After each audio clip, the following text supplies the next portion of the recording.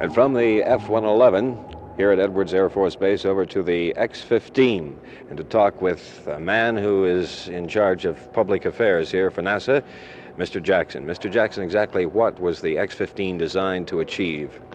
As far as speed and altitude, the airplane was designed to fly at 250,000 feet and at about 4,000 miles an hour. What was the ultimate purpose for perfecting this particular type of craft?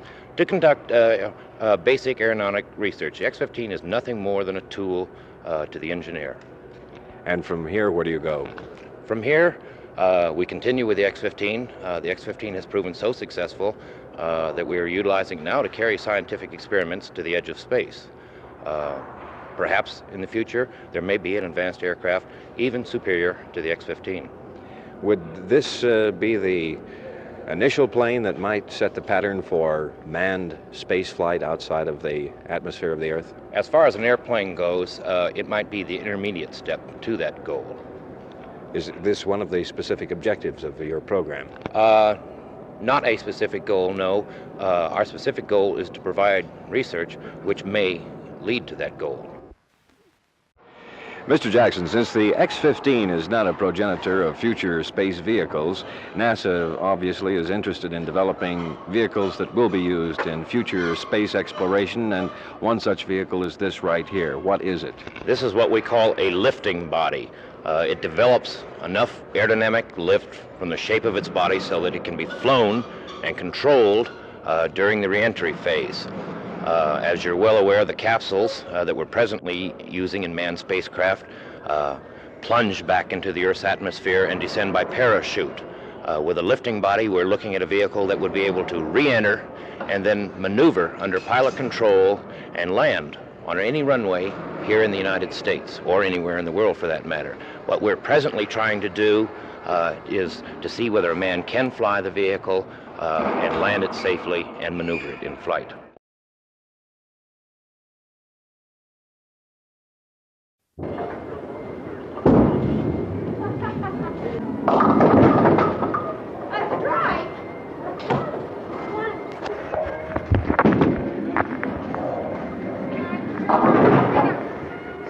Mrs. Ahart, how long have you been bowling now? Oh, about 6 years. And how long have you been continuing your marathon out here today? Going on the 28th hour, 10 minutes into the 28th hour. How long do you expect to continue? I'd like to go 48. I'd be satisfied with 36. What's the purpose of all this? Why attempt to set a marathon bowling record? Well, I thought there was a women's national record, and so I was talking to Mr. Harris, the manager of Fireside, and he says, well, if you want to go for it, come in and go through a training program, and then you'll be ready. You know, if you have the stamina and everything to bowl it.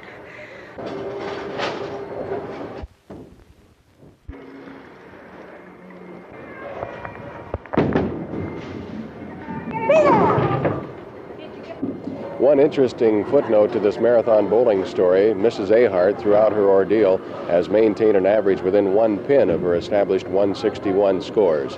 That's the latest in sports. Now with tonight's weather and the weekend forecast, here again is Bill Evans. Bill?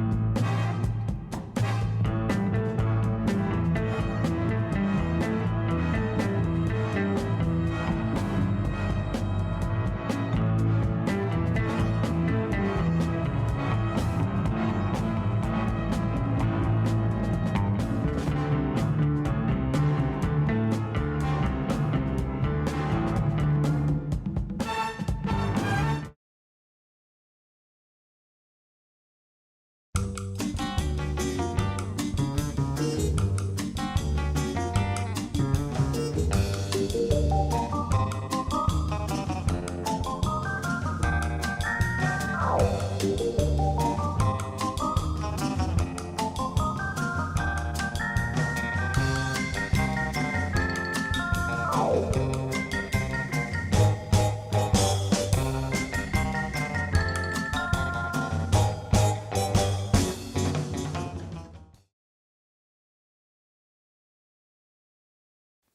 always seems to be a strange coincidence that our friends and relatives shop long and hard to find just the right gift for it, and then once in a while we end up getting something like this that we might not know what it is. It happens to be a yard of ale glass that was used in England a couple of hundred years ago to hand a glass of beer to a man on horseback.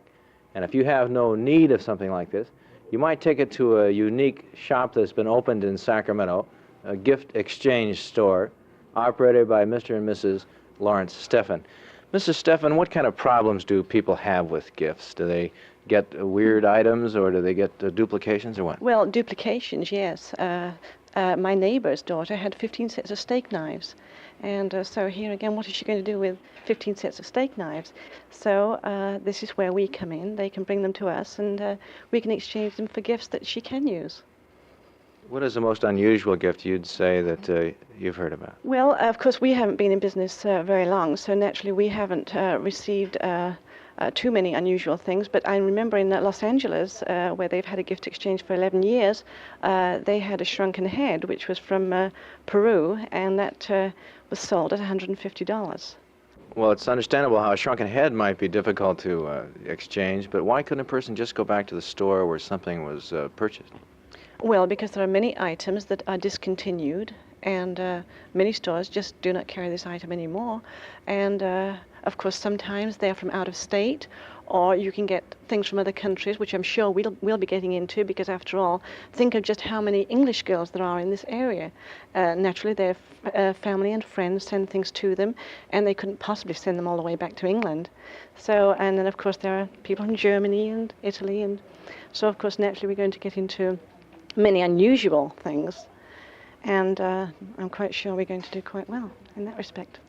And so if your problem is one item that you can't possibly use at all, such as a shrunken head, or too many of anything, such as a dozen canister sets or 15 sets of steak knives, the gift exchange might be the solution to your problem. What about stolen merchandise? Well, it should not be a problem, because gifts are exchanged for other people's gifts. Cash does not change hands. Charles Rossi, Channel 13 News, reporting.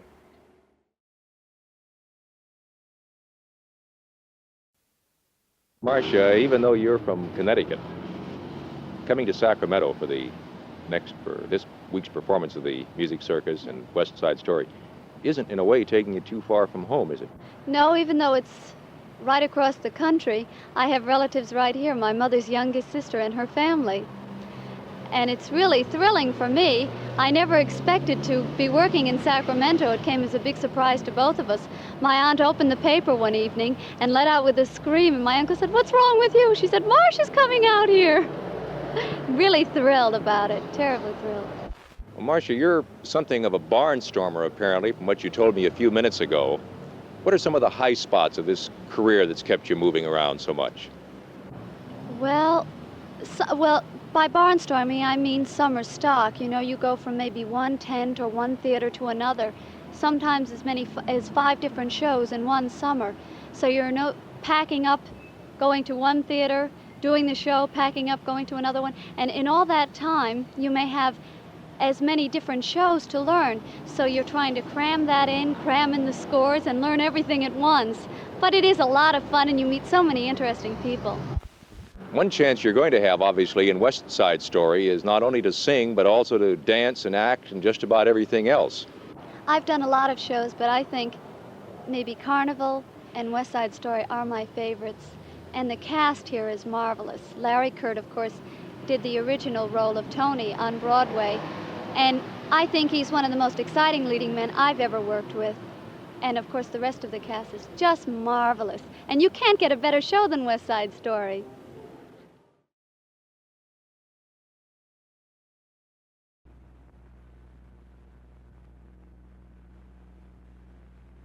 Well, the only problem I have isn't a major problem, but I have to make a decision in your training, and that decision is whether you want to try and peak for the trials or peak for Mexico City. I had a pretty good margin in Santa Barbara. So I decided when I was in Europe, actually I decided before I went to Europe to peak for Mexico City, and that's why I did go. If I stayed here, the constant training might have made me, come to a peak too soon. And this way, I have to build now. My running isn't as good as it will be, but my weight events are coming up, so I'm concentrating on those right now. But in spite of what you just said, you're the leader up here, and I don't think anyone doubts that. You've laid off your training. You're still, well, there have been some injuries to some of the other athletes, but you're still the leader, and you've got that peak toward Mexico City going. It looks pretty good for you so far. Yeah, well, I had a bad deal in Germany that kind of shook me up a little bit, and I think it'll help me in my training. I went against the #1 man, Kurt Bendling, who's also a good friend. And I had a very good first day, but I had a very poor second day, and I really fell back into third place, and it's the first time in 3 years that I've gotten worse than second in international competition. So this has kind of goaded me a little bit, and I think it'll help me in the long run. After the 6th and 7th here at Lake Tahoe, who do you think will be the 3 who will represent the United States? Names. Well, the guys that I look to for competition in the trials, you can never count Russ out, Russ Hodge, because of the fact that he's a tremendous competitor. He's had a lot of trouble with injury. Now, if he can maintain himself, he should be on the team.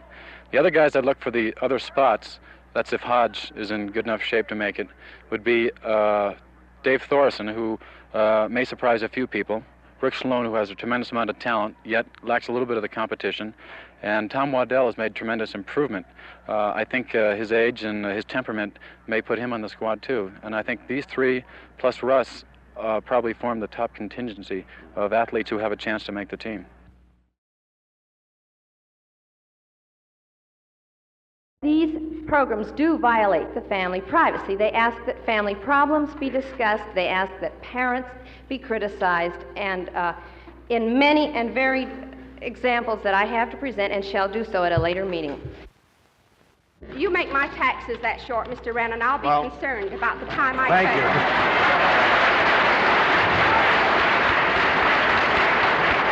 you. Touche. I pay. And I would like to inform you that we had a ruling before that there will be no untoward conduct, and I mean it. There will be no one thrown out of here unless there are people who get out of line. And they won't be thrown out, they'll be invited out. I've attended some of the classes that have been held for father and son, and I've been most impressed by the straightforward manner upon which these things were handled.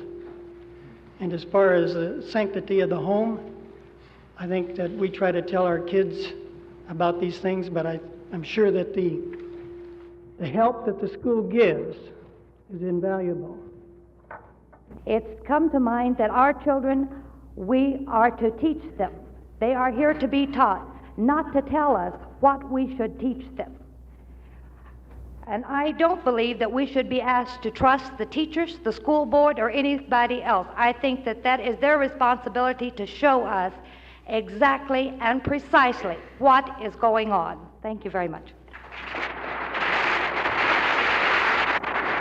Well, I'm in favor of sex education, but not if it's the material that was handed out at Mariloma High School last Thursday night. And this is my question, gentlemen. Is this what you're considering? This is all I'm asking. I'm not down here to run my school board down or Mr. Kiesel or anyone else. I want to know if this is what you're even considering. We wouldn't have it in the room. Thank you. Thank you. I didn't even know what it looked like until Mr. Oxley brought it into the district.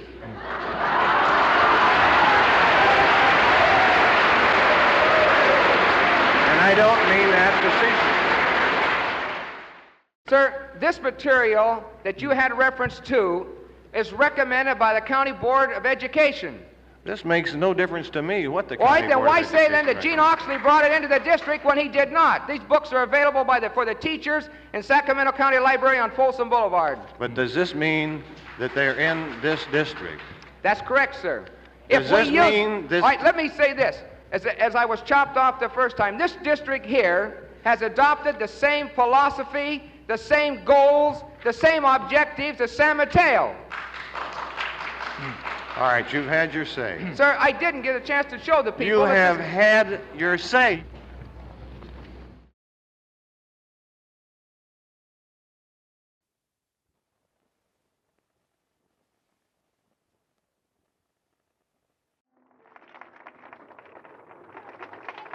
When you got worried to shop in a hurry, see us on the go, downtown.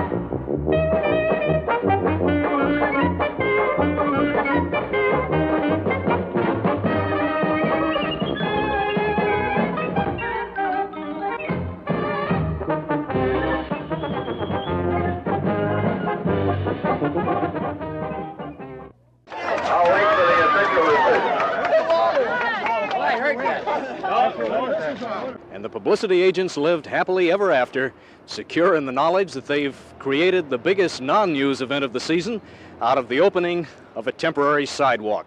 But at least it does serve one useful purpose. It reminds people that progress is being made on the K Street Mall here behind us, with the rest of it expected to be completed sometime before Christmas. Bill Branch, Channel 13 News.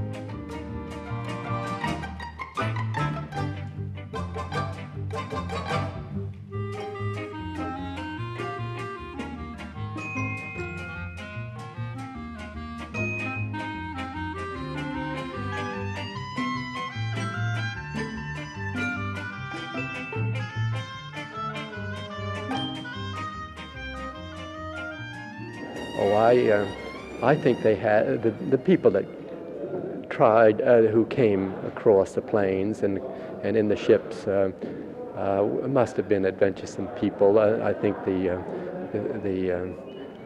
less adventuresome individuals stayed at home. It must have been a very special type of person that who took on the business and came out here.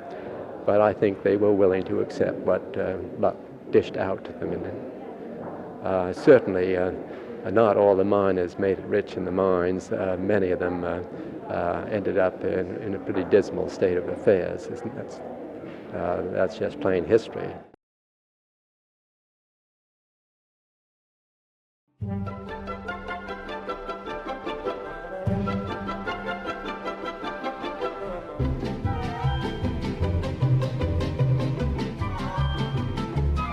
What seemed to be the most frightening thing to you at first? What gave you second thoughts? Well, the second thoughts was the total rejection of all the banks that we encountered. They act as if we were going to leave town tomorrow if we got any money at all. Already employ how many people here at this store? We have 14 employees besides ourselves. And I think you were mentioning to me some of the gals were on welfare. They've doubled their income and are now off welfare too, aren't they? That is correct. Very correct. In fact, one young lady makes so much money I have to take a second look at her check before I sign it. I have about 5 years just about every store in Sacramento. Nobody's willing to give a black person a chance except for the ones that hang on and say, yes, I'm his so-and-so. So I decided to get out and try it on my own. A rather interesting thing, the manager of your meat market, however, is white, isn't he? Yes, he is. This is what surprises everybody when they come out to the market. They automatically figure this is supposed to be an all-black market. Well, like some markets in town, they have one black or this or that. We don't think this way. We believe that if you can do a job, then we want you. If you can't, no matter what race you are.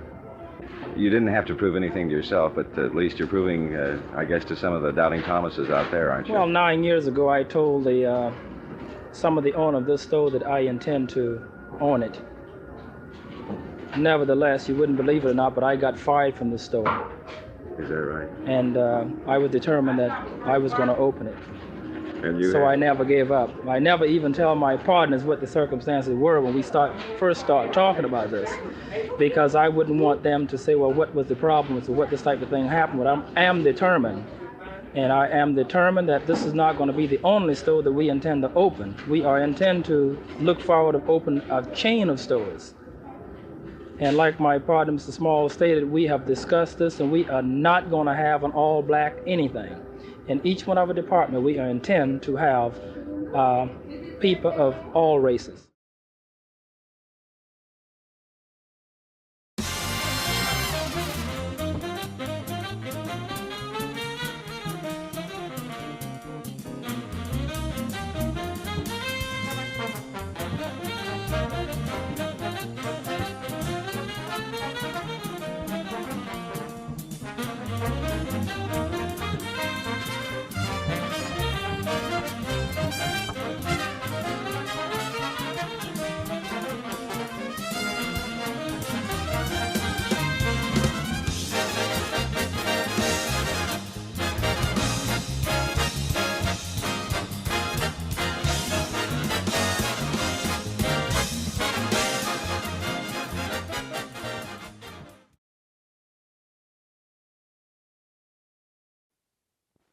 Well, it's finally happened. The economy has done its job in our gumballs. Oh yeah, they still cost just a penny some places, and we can still get them in 6 flavors, including hot cinnamon and licorice. But let's take a look inside and see what's happening to them. Well, 20 years ago, this gumball was about 5/8 of an inch in diameter. And over the years, because of increasing prices, the manufacturer has been making it smaller and smaller. And today, they even put a small hole in it, as you can see there, in the center of it. This, of course, cuts down on the material they have to use in the gum. Now, as far as the distributor is concerned, this is the inside of a ball gum machine, and there's each one of these represents one ball. Mm-hmm. Some of the distributors are going to a matter of charging 2 cents for one ball by putting a rubber plug in every other hole, so that now a person would have to put 2 pennies in order to get a ball. We're trying our best as far as our distributorship is concerned, and we cover half of California, to stay with a penny. Maybe we shouldn't be too upset about our gumballs not having any centers in them. After all, it's some satisfaction to know we can still buy them for a penny. But you better stock up, because who knows when they're going to be 2 cents or maybe even a nickel. Susan Harris, Action News 13, Sacramento.